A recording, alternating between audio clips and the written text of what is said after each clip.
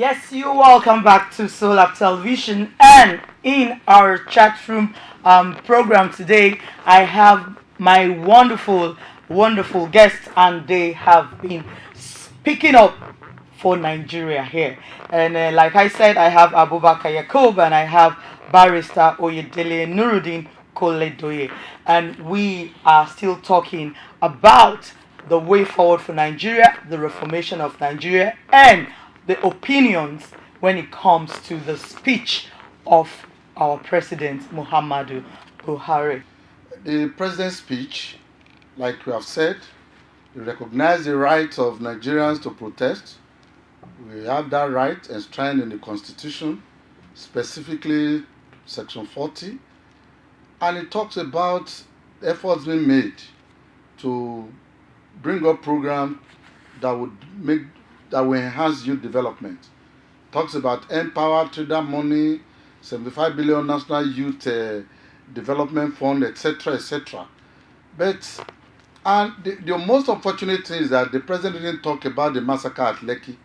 People were actually expecting that the president will sympathize and apologize on behalf of his government for what happened at Lekki, but he failed to do that.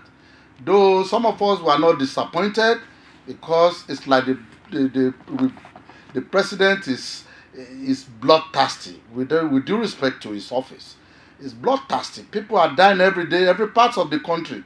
The president has never made any speech. So if he didn't make speech for the Lekki killings, it's not new to us. But it's most unfortunate. We expect that as a parent, as a father, he should have shown a kind of remorse and sympathize with the parents of the people. Secondly, the president didn't tell us how he intended to achieve all the 5 points demand. He gave instruction for increase in salaries of police and paramilitary agencies, but he didn't tell us where he was going to get money.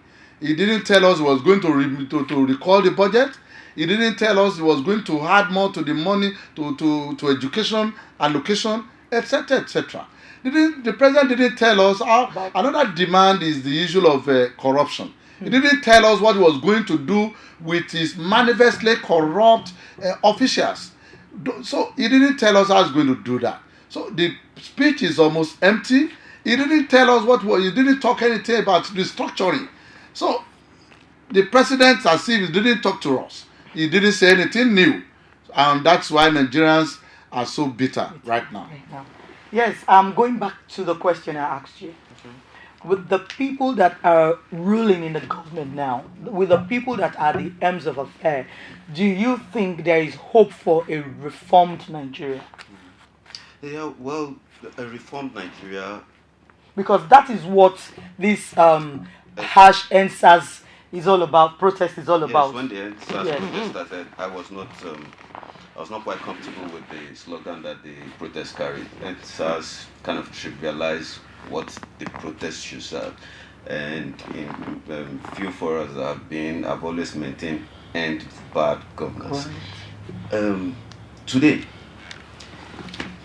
Netherlands 2 years ago dismantled all the prisons in their country for lack of criminals. There's nobody to go there anymore.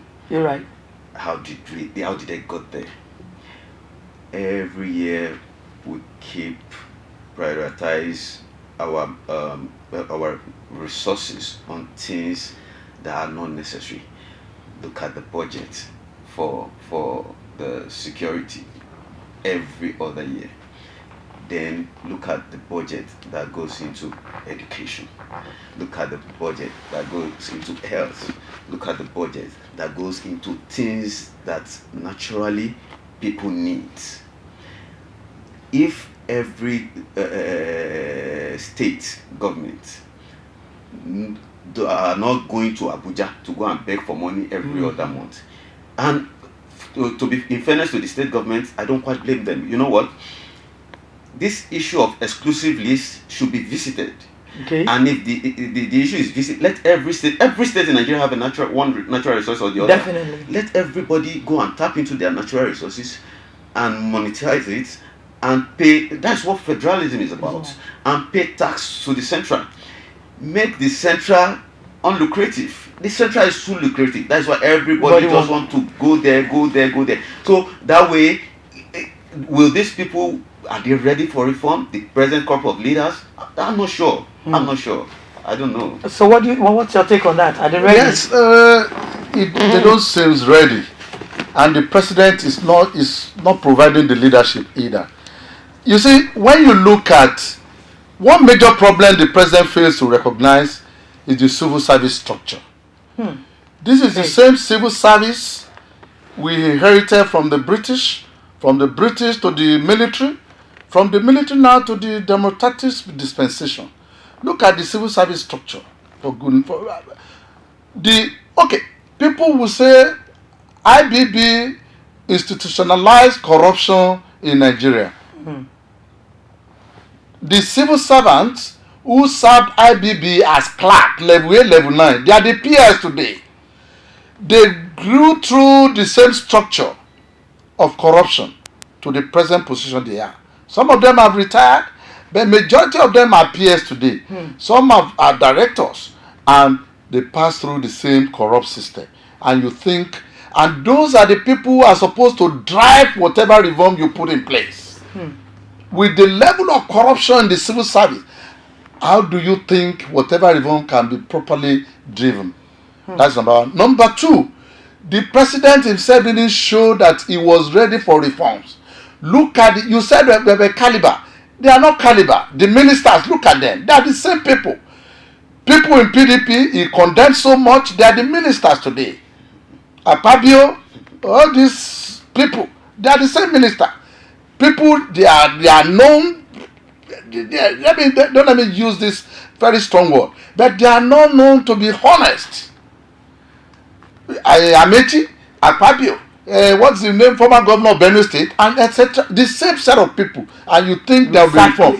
We have reservoir of responsible technocrats all over the world. All over the world. I expected the president to go and tap from these many brains we have all over the world. He didn't need politics, especially in the second term. He doesn't need the vote of any party I expect that the president will say that this my second time I want to make statement. He should have gone for the technocrat, look for the brains all over the world. Then whatever reforms he puts in place can be properly driven. Yes, we have a caller coming that's trying to reach us here. Can we get a call? Hello? Yeah, hello. Hello, can you hear me? Yes, we can hear you. You're welcome to Solab Television chat. Yes, good afternoon. Good afternoon. I salute the courage of the men in the studio. Thank you very much. Please, I just want to make some comments. Okay. And before you go ahead, can you tell us your name, please? My name is Galalade. Okay. All right. You can go ahead. I salute the courage of my men, the gentlemen in the studio. I just want to say that the problem facing the country is not all about NTAS or SSL. We have a lot of people that are facing us here. So it's not the only NTAS. We have the IE there. We have the issue of BSCC there. We have so many other things. IE, they are killing people. We are bringing the authorities bill for us. I think our need to catch to whatever they want to present to the government. It's not all about NSAS alone. There are so many problems in this country. I just want the gentlemen in the studio to talk about what we are really facing there and how we're going to go about it. How we can resolve all these problems. It's not only NSAS. Bad governor, we are not enjoying anything in this country. There is nothing we are getting from the government. You have to dig a borehole in your house or you get water, no lights, nothing for you. If you are traveling from Lagos to anywhere in this country, there is no hospital along the road. If you die on your own. So what are we going to do? What are we going to do about it? And Northern, they have taken over the whole they subjected us to a series of problems in this country. So I just want to ask the two gentlemen to talk about it and see what we can do about it. Thank you very much. Thank you, Alalade, for calling in. Well, we're going to talk about that. So let me ask you first before I go back to the barrister. Well, you heard the voice of the caller, and what do you think you can contribute to what he said? Well, what he said is not different from what every Nigerian is saying every Right day. now. But the truth is this: every problem, with every problem, there have to be a starting point. Maybe the answers is the starting point for us. Maybe not. We'll see where it takes us. But like I said earlier, I think coiling the whole movement and hashtag answers, it kind of trivialized the whole thing for me. I would have appreciated if it were to be end bad governance, because that's bad governance has been an institutionalized decadence in our society, and we talk about IE, which I want to believe Ikeja Electric. Before now, we're complaining about NEPA, PACN, and privatization was supposed to have taken place. The private sector are here. Now the same institution has been monopolized. Now we have a private sector monopoly. So this is just the problem we have. And when he took over power, he did not stop there. He made himself the Minister of Petroleum. Up until now, we are still refining our crude oil abroad. We are still importing PSM and AGO into the country. So these are some of the things I believe civil societies will stand up and fight against. It shouldn't be all about anytime the pump price goes up alone. There are a lot of things that needs to be corrected. Yes.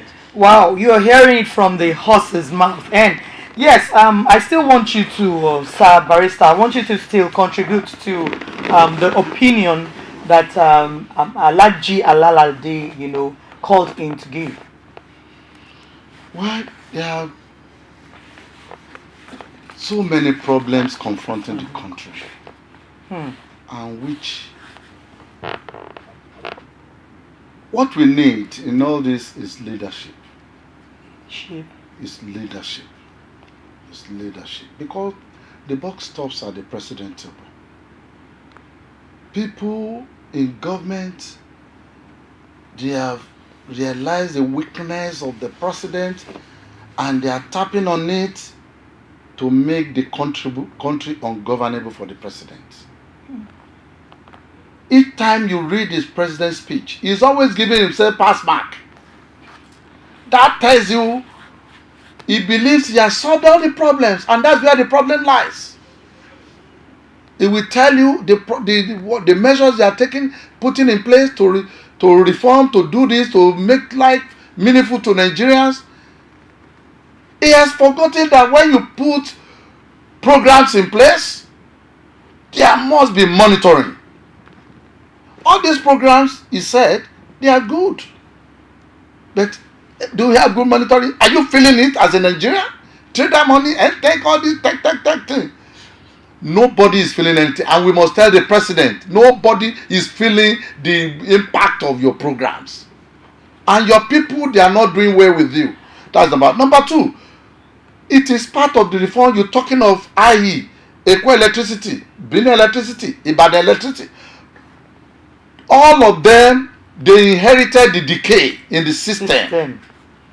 And they are not ready to add anything new to that. And that is the problem. And unless the president realizes that these people are not doing well, yes, if they are always saying they met a decayed economy, a decay, whatever, but what solution have they provided? If there is any solution they have provided, those solutions are not working. We must tell them now. I cannot imagine whenever you go to Ikeja Electric or anywhere, they tell you to buy transformer. But there is one important thing here. All Nigerians, we must be resilient. This SARS protest must not fail. Whether you are the youth, you are old, we must join hands with the youths to ensure that we get results from this. If this should fail, I bet you this government will go back to sleep. We are waking them from the slumber, and we must continue. We must bring in more pressure, more efforts to ensure that proper things are done until we get the desired result. So the buck stops on the people's table now. The youths and Nigerians. Once we show this government that we are ready to be an alternate government, they will sit up. There must be held to SARS in the National Assembly. How can some people be earning 39 million naira a month for doing nothing and sleeping in the chambers while people are some are earning 30,000? It is unacceptable, and Nigerians must rise up. The NSAS protest must not die. All the curfew they are imposing and everything is a measure to ensure that that protest dies. We should not allow it. Thank you very much. Yes, Abubakar, please let me ask you: is it, with all this bloodshed, and you see, I see mothers crying. I see. Do you think that youth still have the mind and the courage to continue with this NSAS protest? Because this has always been the old Jimmy. It's not new. So kill a few of them, collateral damage. Kill a few of them, they will all run away. But what they failed to understand this time around is that they have the mainstream media, but the youth have the bigger media in social media. Yes. So for every story you try to kill, they dig it out. It's out there. It's out there. All through Tuesday night, the international media were getting feeds. They were getting video. Jack Dorsey, the owner of Twitter, created an emoji to support the NSAS movement. So these are the narrative. With the youth stop now, we're not going to stop. We will continue. We will continue until the insensitivity of this government or our leaders. We just have to have a face. Yes, sorry, I'm not cutting you short. There's a caller coming in that wants to talk to you. Hello. Hello? Yeah, hello. Yeah, good afternoon. Yeah, good afternoon. You're welcome to Solar Chat Room. Yeah, my name is Bisola. Bisola, how are you? I'm fine, thank you. All right, can we hear from you? Okay. Yeah, my opinion about what the president said yesterday is highly not acceptable by the youth of Nigeria. Because I cannot imagine that they killed so many people at the local, at the toll gate day before yesterday, and he didn't even mention anything about it. There was no empathy, there was no feelings for Nigerian youth. He didn't even mention it, as in it's highly not acceptable. I don't understand why our president is not saying anything about lives, not only in Lekki, everywhere. but, he didn't even say anything about it. He was only talking about the Oba's Palace in Lagos among all that happened. No, it's highly not acceptable.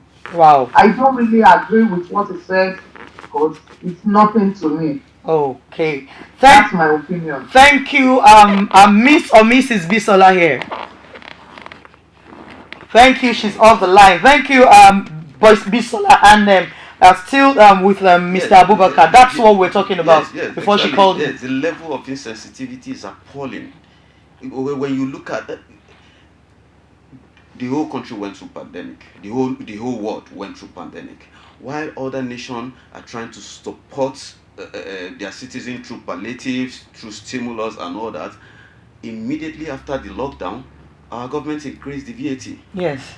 Not quite long after, they gave us the increase in pump tariff, and then the increase in electricity tariff. So why? What do they need this money for?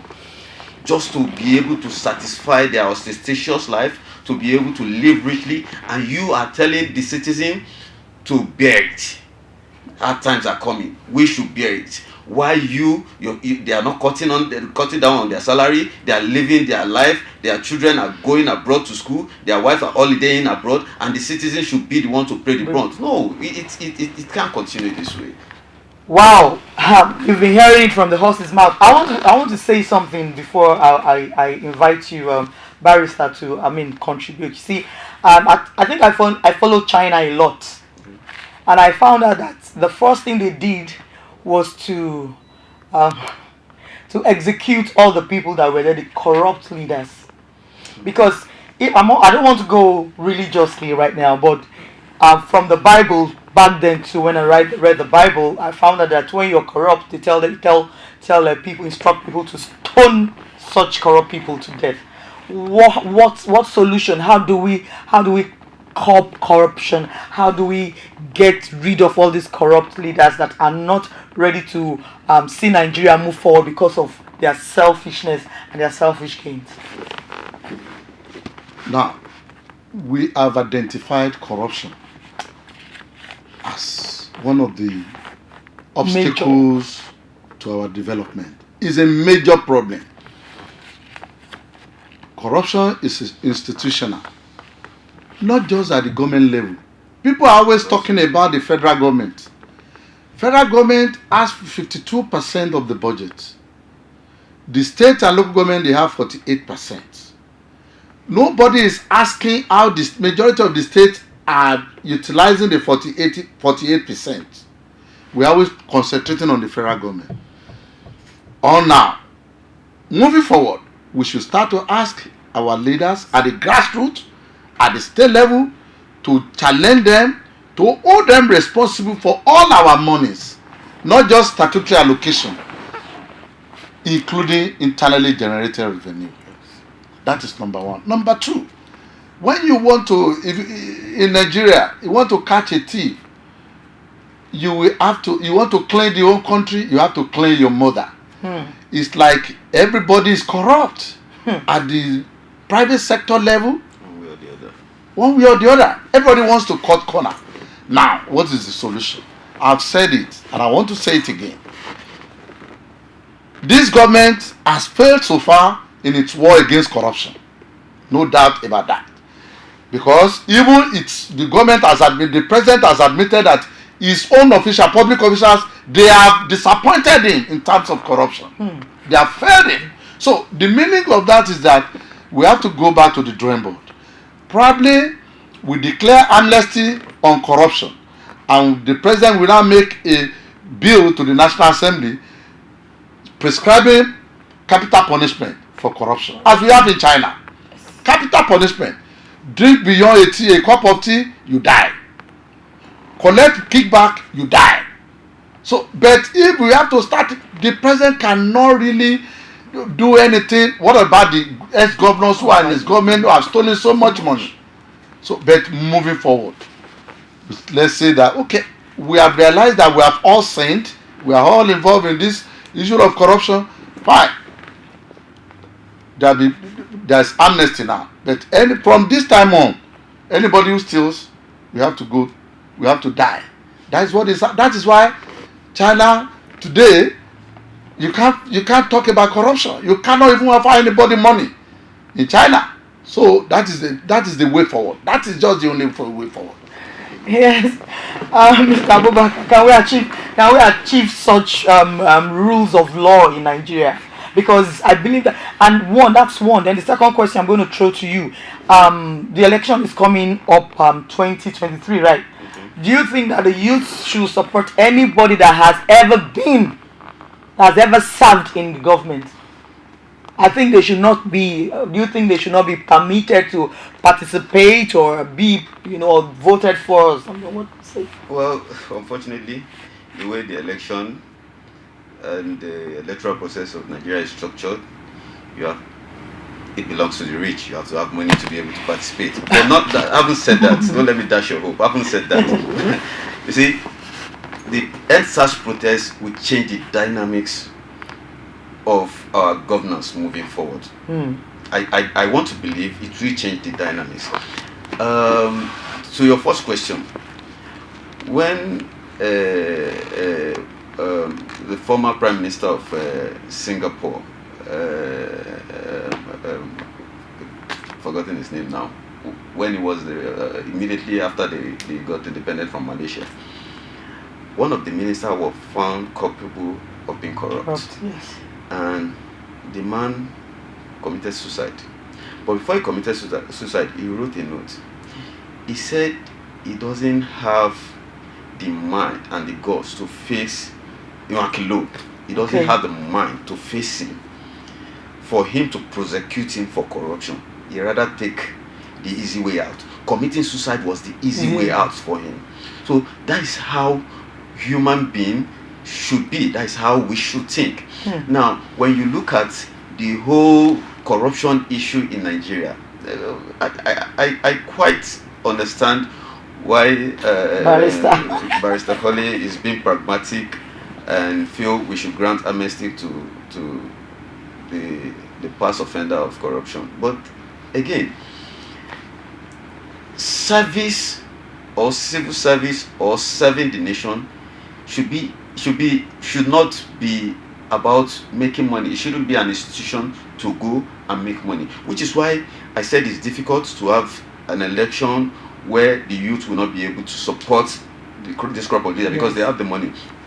If you render the political serving arena, render it unlucrative. Let it be that I've worked up my life, I have money, I've made so much, I want to give back, I want to go and serve. So create it in that way. I don't need to spend billions or millions of naira to go and campaign to be able to go and serve you. The moment I'm spending money to go and serve you, you bear it in mind that I'm going there to recoup my money first before trying to. So let's, and this is why political structure and the reform, electoral reform, should be visited at this time.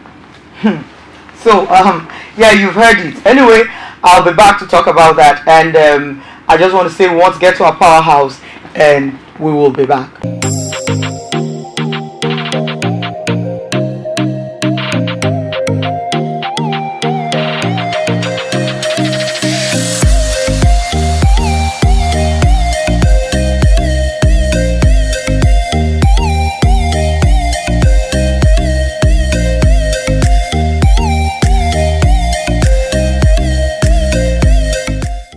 Yes, you're welcome back to Solab Chat Room, and still with me here is Barrister Oyedele Nuruddin Koledoye and Abubakar Yakub, an entrepreneur. And now we don't have much time. We only have less than 5 minutes to go. Under these 5 minutes, sir, I want you to just briefly encourage and advise the EndSARS protest movement and encourage people out there. Yes, my advice to the youths. Yes, we love you, and we are very well pleased with you with the EndSARS protests. What the whole generation couldn't do, you are doing now. You should not relent. Do not allow the killings at Lekki to send jitters to you. The reactionary forces, that is one of their methods. They will kill it, few expect others to run away. Please do not run away. We're standing by you, and we are ready to join you in the protest. All Nigerians, we must all rise up. Thank you very much, Barrister. And from you, Mr. Yakubu. Again, I sympathize with everyone that was wounded, the lost one, the demised one. May God give the family the fortitude to bear the loss. We'll continue struggling. Nigeria is a developing country, as they would like to say. So we'll continue struggling. We will change the narrative. The youth, we should keep on. Everyone is keeping have a keen interest on what's going on now. We should keep going. By God's grace, we'll get to our land of Eldorado. Wow, well, it's been interesting with my guests today, but time, you need to walk with time. We join you again, same time next week on the same program, Solab Chat Room, where we'll be bringing in interesting guests. I still remain your host, Gloria Doyle, and like I always tell you before I leave, if you want to join us on WhatsApp and you want to call in, the number to call is 0706400-219. And if you want to be a part of Solab, you want to do your businesses and every other thing, you can equally call us on 0706400-3289 and 0706400-3279. I remain Gloria Doyle. Bye bye.